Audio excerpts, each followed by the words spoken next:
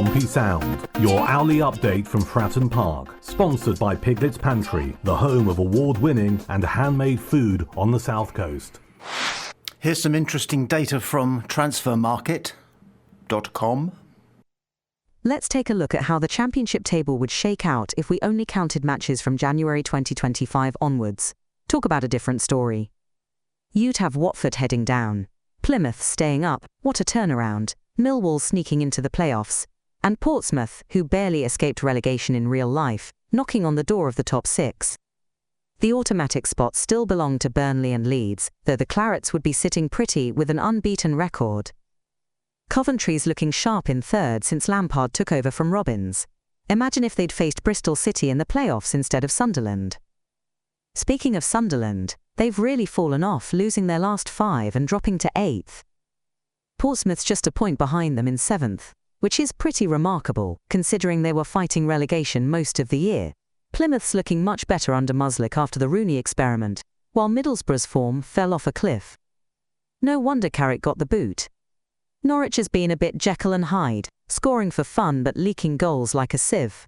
Down at the bottom, Watford's been absolutely dire, just 5 wins in 23 games.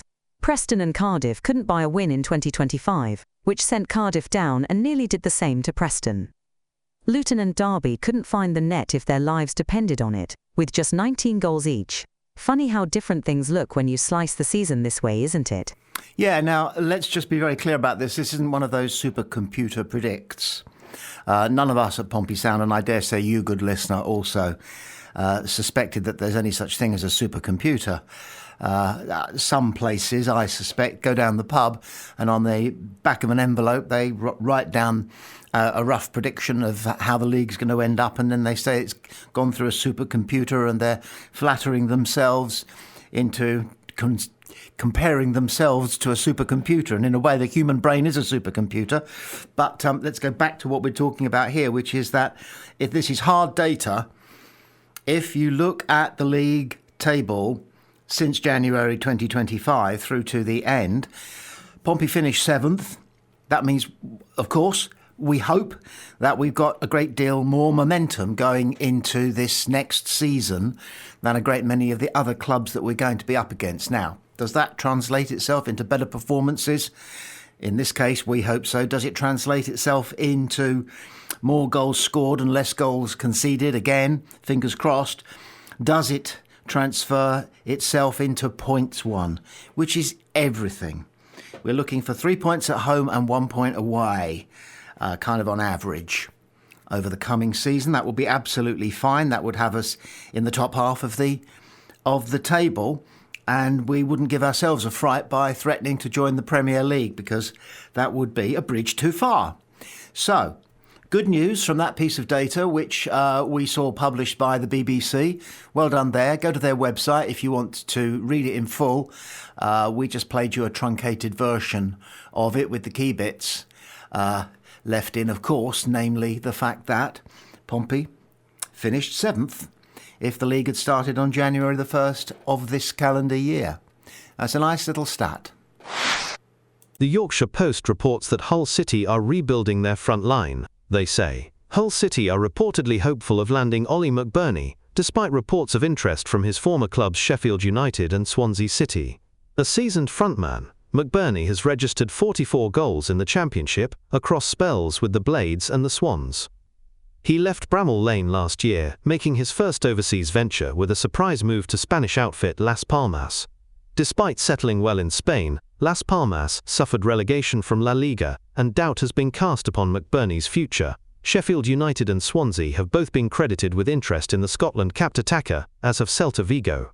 However, BBC Radio Humberside's Mike White has suggested Hull are hopeful of adding McBurnie to their front line. It has also been claimed the Tigers are closing in on the signing of Moroccan midfielder Reda Lalawi. Now, the significance of this and the reason why it forms part of the Pompey Sound News bulletin is simple. We are keeping an eye on Hull, whether or not Fratton Park are keeping an eye on Hull, with a view to the possible availability of Abu Kamara, who had such an impact in our title-winning season and was top of many people's list of players that we should endeavour to sign during the close season as we got ourselves ready for Championship football, and presumably still have that same respect for him and desire to see him in a blue shirt again. So developments at Hull are naturally of interest and hopefully significant, but time will tell. The thing is this, they've got themselves a new striker and no, they haven't. It's rumoured that they are one of the favourites to land a prolific striker, a very competent, proper number 9 in Ollie McBurney. Great name, by the way.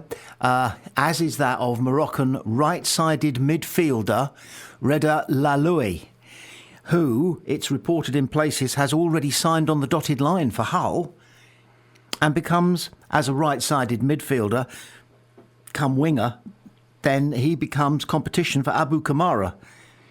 And it could be that there's a little bit of movement there, movement that might be of interest to us at Pompey. So fingers crossed that 2 and 2 are being put together and 4 is being put forward as the solution. Oh, bring him back. How wonderful it would be, and this is not the first time we've said it on Pompey Sound, how wonderful it would be to have Josh going down the left and Abu going down the right, with Colby waiting for it all to kick off in the 6-yard box. We'd score some goals. Still, have to be patient. Time will tell. Time will tell.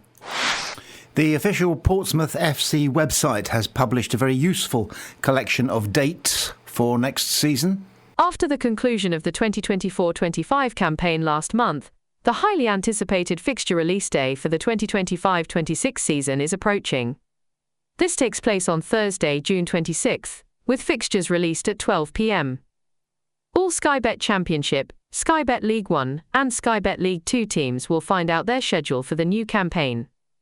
The 2025-26 season will kick off over the weekends of August 1 to 3 in League 1 and League 2 and August 8 to 10 in the Championship.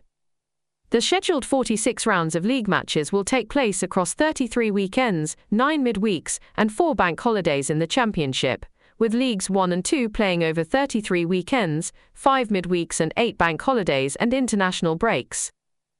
Fixture release day will also incorporate the draws for Round 1 of the Carabao Cup and the Virtu Trophy group stage, which will both be screened live on Sky Sports News. The Virtu Trophy group stage draw will take place at 2:30 p.m, followed by the Carabao Cup Round 1 draw at 4:30 p.m.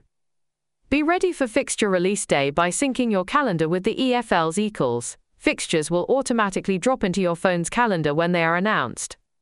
You can download the EFL's equal to get all the fixtures for next season, including the Carabao Cup, along with the individual championship fixtures. 2025-26 key dates. Fixture release date: Thursday, June 26th at 12 p.m. EFL opening weekends. League 1 and League 2, Friday, August 1st to Sunday, August 3rd. Championship, Friday, August 8th, Sunday, August 10th. Final games of the regular season, weekend of May 2nd and 3. So thanks to Portsmouth FC's media unit for that piece. It is a welcome distraction from this almost medical need, this craving that we have for transfer news, which is not being met for understandable reasons. No complaints coming from this neck of the woods. We totally understand that people are playing their cards close to their chest, but we want news about transfers during the close season, and it's not forthcoming, and it never was going to be forthcoming, and there probably won't be any forthcoming. It makes it sound vaguely sort of Mormon, doesn't it? The forthcoming. But there won't be any forthcoming news probably until towards the end of the transfer window. We know why. Andy Cullen spells it out every transfer window. Why?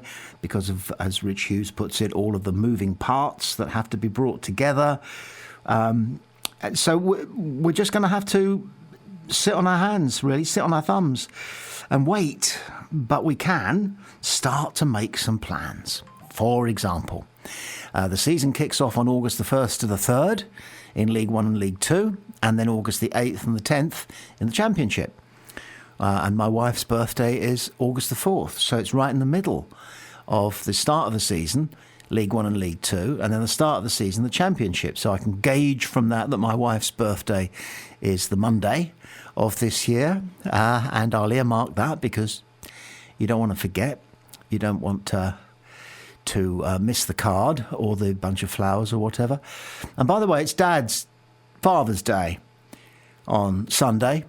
And once again, I will resist sending one of my very best friends, who was a good-looking boy, still is actually, was a good-looking boy in his heyday and was not short of girlfriends. And every Father's Day, I resist the temptation to send him a card anonymously with a question mark. I'd love to do it. I'd love to do it. And you know who he is, by the way. Okay? I'd love to do it, but I don't know. It's cruel. Or is it? It's fun. People like being the butt of practical jokes. However, to return to serious matters, elsewhere on Pompey Sound, Dean Adams is very clear that however strong the temptation to look for the dates of our two league clashes with that lot up the road, he is going to steel himself to look at the early fixtures.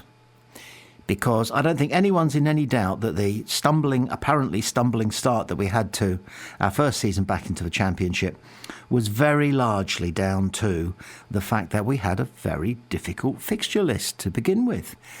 I think our first 8 or 9 games we played top-rated, by the bookies, by people who knew what they were talking about, by those inevitable supercomputers. Our first 8 or 9 games were against 7 or 8 teams that were predicted as, being playoff contenders at the very least. And that's not easy. But we survived it. But what we would like would be a level playing field of those early fixtures, 3 or 4 teams from, the people who are projected to be close to the top teams. 3 or 4 middle of the table teams and 3 or 4 teams that people are saying they might struggle a bit. That would be nice. That would give us a much fairer, a more reasonable gauging of whereabouts we are now in our second season in the Championship with our new revamped squad. Come early November, early December, we'll know whether we ought to be able to be safe. We'll know whether we ought to just threaten the playoffs. We wouldn't want much more than that. So a comprehensive set of dates there. Many thanks to Portsmouth FC for that. If they feel they're able to give us any kind of hint about any kind of rumour or any kind of gossip about possible transfers, and they won't, but we would gratefully, and you would gratefully, dear listener, gratefully receive.